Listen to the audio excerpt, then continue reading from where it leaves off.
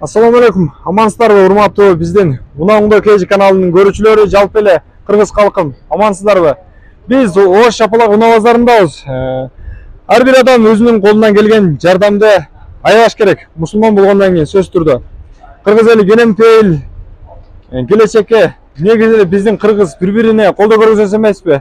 Ошонун ичинде биздин 9 жаштагы карындашыбыз, кичинекей кызыбыз жардамга муктаж болуп турган учур экен.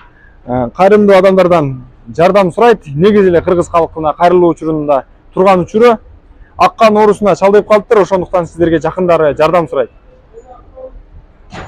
Assalamu alaikum, hurmatlı tuğanlar. Assalamu alaikum, hurmatlı tuğanlar. Biz Kermeto elinden bolabız. Şu atan fondumuz var. Şu fondun jardamında Maşrapova Жанара Нургазиевнаға жардам сурап, şu elden жардам сурап жүрөбүз. Аккан оорусу менен ооруйт.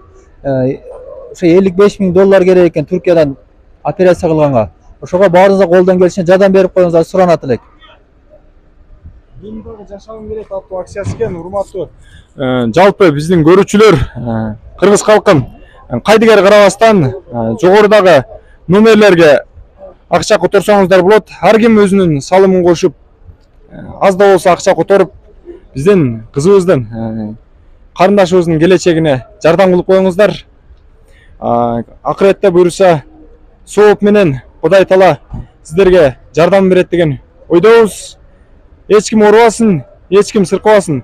Кыргыз элим дайыма амандыкта көрүшөлү.